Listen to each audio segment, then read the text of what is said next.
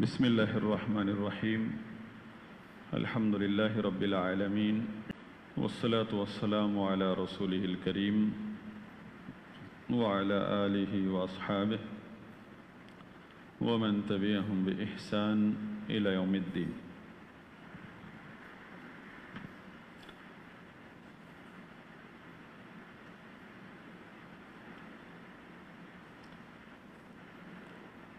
العقیدۃ الطحاویہ، متن الامام الطحاوی الحنفی رحمہ اللہ۔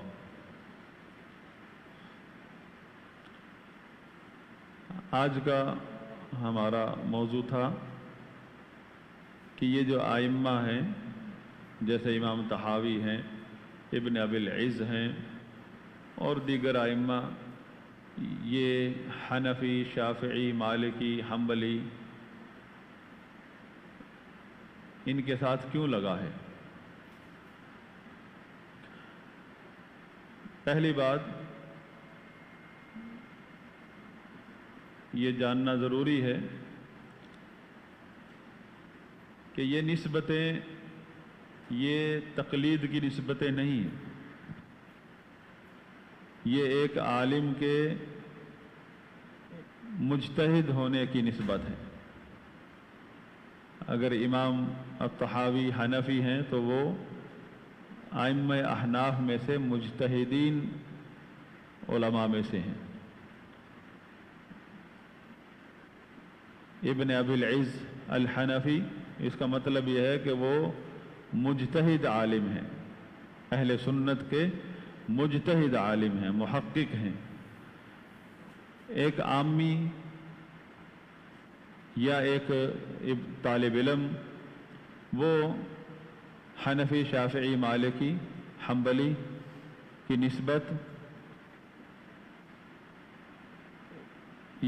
نسبت کی بات اور ہے، مطلب وہ اگر اس کے ساتھ حنفی، مالکی، شافعی، حنبلی وہ لگاتا ہے، اس کا مطلب یہ نہیں کہ وہ تقلید سے خارج ہو گیا یا وہ درجہ اجتہاد پر پہنچ گیا ہے، کیونکہ عامی کا کوئی فقہی مسلک نہیں ہوتا۔ جب ہم کہتے ہیں نا کہ عامی کا کوئی مذہب نہیں، مطلب فقہی اس کی کوئی رائے نہیں ہے، کوئی فقہی رائے نہیں ہے۔ مذہب حنفی ایک فقہی رائے کا نام ہے، شافعی ایک فقہ میں ایک موقف کا نام ہے، اہل علم کے موقف کا نام ہے۔ کسی عامی یا طالب علم کی رائے یہ درجہ نہیں رکھتی کہ اس کو مذہب کا مقام دے دیا جائے۔ جب ہم کہتے ہیں کہ ایک عامی، اس کا کوئی مذہب نہیں ہے، مقلد عامی کو کہا جاتا ہے، کیونکہ عامی محقق نہیں ہے، اس کے اوپر واجب ہے کہ وہ علماء کے نقش قدم پر چلے، اور اس کو بعض اصولی علماء کی اصطلاح میں تقلید بھی کہتے ہیں۔ تو اس لیے وہ لکھتے ہیں اصول کی کتابوں میں، المقلد لا مذہب لہ،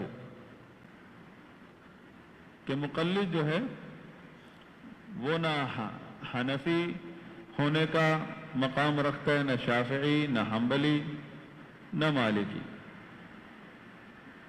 کسی عالم کا حنفی، شافعی، مالکی ہونا یہ اس کے درجہ اجتہاد کی دلیل ہے۔ مطلب ایک عالم مجتہد وہ حنفی، شافعی، مالکی ہو سکتا ہے، ایک عامی اور طالب علم وہ اس مقام تک پہنچا ہی نہیں۔ آپ دیکھیں گے طبقات حنفیہ، طبقات شافعیہ، طبقات حنابلہ، طبقات مالکیہ، یہ سب کتابیں جو ہیں ائمہ کی ہیں، ائمہ کے تراجم کی ہیں، کہ اس میں سب علماء ہیں، درجہ اجتہاد کے علماء کا ذکر ہے۔ اس میں کئی یہ نہیں لکھا فلاں تاجر حنفی تھا، فلاں جو ہے انجینئر وہ حنبلی تھا، ان کا ذکر ہی نہیں، ان کا ذکر ہو ہی نہیں سکتا طبقات میں۔ تو یہ نسبتیں علماء کی ہیں، عوام کی نہیں۔ مطلب عوام جو ہے وہ حنفی، شافعی نہیں ہوتی، عوام سب اہل سنت ہے، اور اہل سنت کے علماء وہ حنفی شافعی مالکی جو درجہ اجتہاد تک ہوتے ہیں وہ کوئی حنفی طبقہ کا ہو سکتا ہے، کوئی شافعی طبقے کا ہو سکتا ہے۔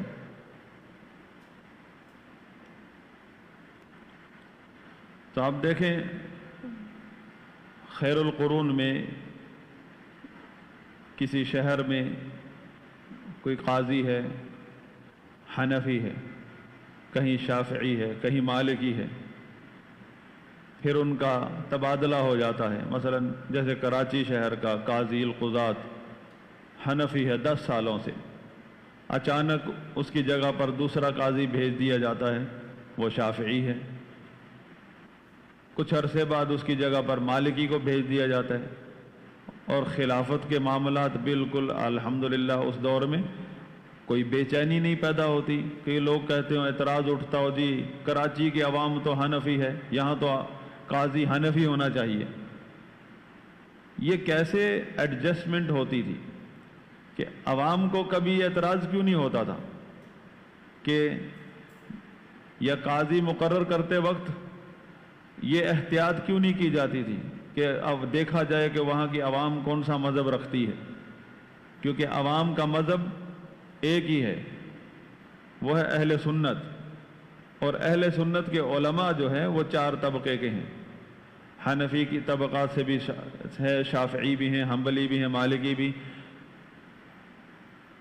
اہل علم کے منہج کے مطابق عوام کو کوئی پریشانی نہیں کہ کوئی بھی عالم آ جائے، لیکن درجہ اجتہاد کا عالم ہو، اہل سنت کا ہو، اہل بدعت نہ ہو، چاہے حنفی ہو، شافعی ہو، مالکی ہو، عوام کو اس سے کوئی ٹینشن نہیں۔ عوام کی ذمہ داری ہے کہ فاسألوا اہل ذکر ان کنتم لا تعلمون، اہل علم سے پوچھو، اور اہل علم کے یہ 4 طبقات ہیں۔ یہ تقسیم اس کی نہ تقسیم عوام کے لیے اس کی تقسیم نہ اہل علم نے کی ہے نہ شریعت نے کی ہے۔ تو عوام کو جو بھی عالم میسر ہو، عوام کے لیے فرض یہ ہے کہ وہ فرق کریں سنی اور بدعتی میں، کیونکہ حنفی سنی بھی ہو سکتا ہے، حنفی بدعتی بھی ہو سکتا ہے۔ شافعی سنی کا مطلب صحیح العقیدہ، اہل سنت کے منہج پر۔ اسی طرح شافعی، مالکی، حنبلی بھی۔ عوام نے دیکھنا ہے کہ بدعتی گمراہ تو نہیں ہے، اگر بدعتی گمراہ ہے تو اس سے بچنا فرض ہے، اور یہ شعور، یہ تمیز، بدعتی سنی کا فرق، یہ عقیدہ دیتا ہے۔ ہر عام آدمی کو بھی عقیدے سے یہ شعور ملتا ہے۔ عقیدے کی تعلیم عام کرنا یہ اہل سنت کا منہج ہے، چاہے عوامی سٹیج ہو یا طلبہ کا تخصص ہو۔ اہل سنت کا یہ منہج ہے کہ سب سے پہلے عقیدے کو رکھتے ہیں، اور عقیدے کی تعلیم سے یہ شعور عام ہو جاتا ہے کہ عوام الناس کو بھی پتہ چل جاتا ہے کہ یہ فلاں بندہ علماء سو میں سے ہے، بدعتی ہے، اس سے بچنا فرض ہے۔ یہ شعور عوام کے پاس موجود ہے، اور یہی لازمی ہے کہ بدعتی سے بچنا ہے۔ عوام کو حنفی شافی سے بچنے کی تعلیم نہیں دی اہل علم نے۔ اہل علم نے بدعتی سے دور رہنے کا حکم دیا ہے، اور حنفی شافی ہونے کا مطلب بدعتی نہیں ہے۔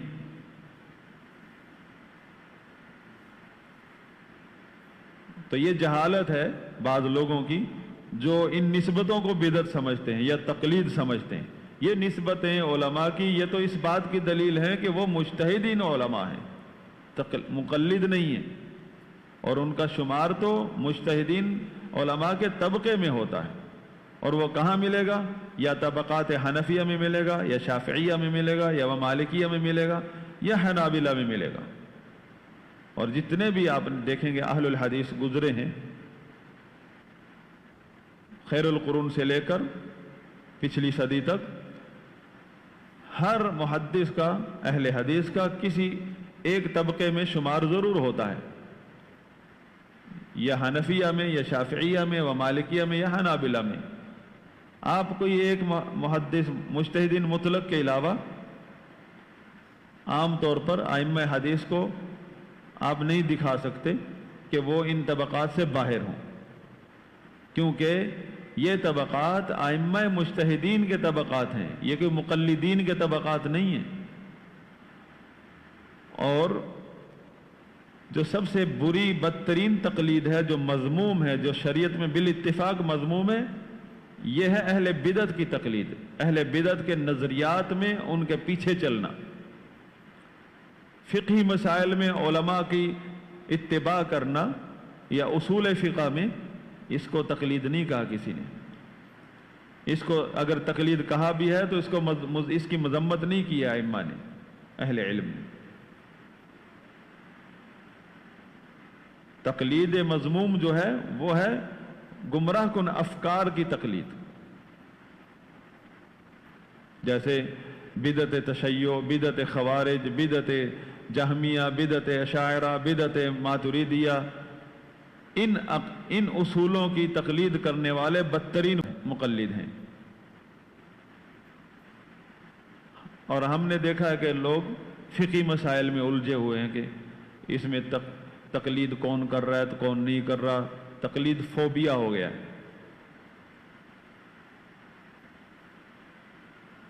تو کسی عالم کا حنفی یا شافعی یا مالکی یا حنبلی ہونا یہ اس کے مقلد ہونے کی دلیل نہیں، بلکہ یہ اس کے عالم مجتہد عالم ہونے کی دلیل ہے۔ اور اس سے یہ بھی دوسری بات پتہ چلی کہ یہ نسبتیں جو ہے یہ کوئی بچوں کا کھیل نہیں ہے کہ جو مرضی اپنے ساتھ لگا لے، حنفی، شافعی، مالکی، حنبلی۔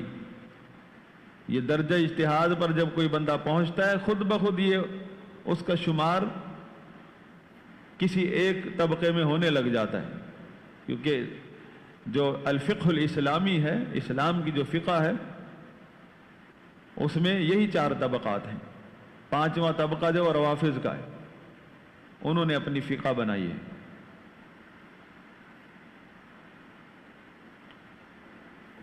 تو ہمارے طلبہ ان کو تھوڑا تقلید فوبیا بھی ہے، تو وہ جب دیکھتے ہیں کسی عالم کے ساتھ حنفی، شافعی، مالکی کی نسبت تو دل کھٹا ہو جاتا ہے، اس کی کتاب سے، اس کے علم سے فائدہ حاصل ہی نہیں کر پاتے۔ اور اکثر لوگوں کو دیکھا گیا وہ ائمہ کا جب بھی ذکر آتا ہے تو یہ ثابت کرنے میں وقت گزار دیتے ہیں کہ نہیں وہ مقلد نہیں تھا، وہ مجتہد تھا، وہ مقلد نہیں تھا، وہ مجتہد تھا۔ بھئی اس کا حنفی ہونا یہ دلیل ہے کہ وہ مجتہد تھا۔ کسی عالم کا حنفی ہونا یہی کافی ہے اس کے مجتہد ہونے کے لیے۔ کسی عالم کے ساتھ، کسی محدث کے ساتھ شافعی، مالکی لگا ہوا ہے تو ہمارے کئی لوگ جو ہیں وہ آدھا گھنٹہ اس میں لگاتے ہیں ثابت کرنے میں، نہیں وہ مقلد نہیں تھا، وہ مجتہد تھا۔ کس وجہ سے؟ کہ اس کے ساتھ لوگوں نے جو نسبت لگائی ہے اس سے غلط تاثر جا رہا ہے۔ آپ اس نسبت کی صحیح تشریح فرما دیجئے تو آپ کو یہ گھنٹہ لگانے کی ضرورت ہی نہیں۔ یہ نسبت ہے ہی مجتہدین کے لیے، یہ نسبت مقلدین کے لیے تھوڑی ہے شافعی مالکی ہونا۔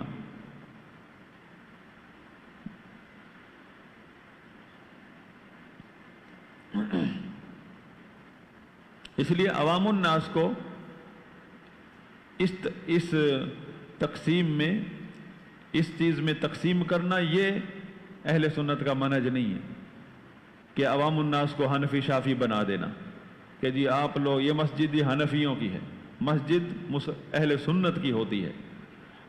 حنفی کوئی مذہب نہیں ہوتا عوام کا، یہ حنفی، شافعی، مالکی، حنبلی یہ صرف علماء تک محدود ہے۔ یہ 4 مذاہب یہ عوام الناس کے مذاہب نہیں ہیں، یہ علماء مجتہدین کے مذاہب ہیں اور یہ برحق ہیں۔ ہاں جب ان کو عوام الناس کی سطح پر لایا جائے گا تو یہ پھر علمی فقہی مذاہب کی بجائے 4 گروہ بن جائیں گے، فرقے بن جائیں گے، حزبیت بن جائے گی کہ لوگوں کو ان 4 نسبتوں میں تقسیم کر دیا گیا۔ لوگ بھی کون؟ عوام الناس۔ عوام الناس کو ان نسبتوں میں تقسیم کرنا یہ بدعت ہے۔ عوام الناس ان کو کوئی سروکار نہیں ہے کہ حنفی، شافعی، مالکی، حنبلی ہونے سے ان کو کوئی فرق نہیں پڑتا کسی عالم کے حنفی، شافعی، مالکی، حنبلی ہونے سے۔ ان کو فرق اس چیز سے پڑتا ہے کہ کوئی عالم بدعتی عالم ان پر مسلط کر دیا جائے، اس سے فرق پڑتا ہے، اور وہ بدعتی کوئی بھی ہو سکتا ہے۔ اور بدعات 72 شاخیں ہیں بدعات کی، 72 جڑیں ہیں جہاں سے شاخیں نکلتی ہیں ہزاروں، 72 فرقے بتائے گئے نا اہل بدعت کے، جن کے بارے میں فرمایا کلھا فی النار۔ ان 72 کی 4 بنیادیں ہیں، جہمیت، خارجیت، تشیع اور قدریت۔ یہاں سے باقی سارے بدعتی افکار یہاں سے پھوٹے ہیں۔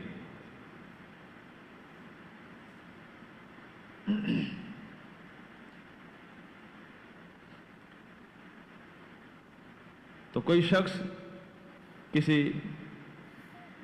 بدعتی اصولوں میں گمراہ ہو جائے، کوئی عالم اصول میں منحرف ہو جائے اہل سنت کے اصولوں سے کسی بھی باب میں، یہ عقیدہ طحاویہ میں سارے باب ہیں، مباحث ہیں عقیدہ اہل سنت کے، یعنی وہ اصول جن کو لازمی پکڑنا ضروری ہے، لازم پکڑنا ضروری ہے۔ اگر کہیں سے بھی کوئی بندہ ان اصولوں میں منحرف ہو جائے تو وہ اہل سنت سے نکل جاتا ہے۔ وہ سارے اصول ذکر کیے ہیں امام طحاوی رحمہ اللہ نے اس متن میں، جیسے سب سے پہلے آئے گا توحید کا چیپٹر۔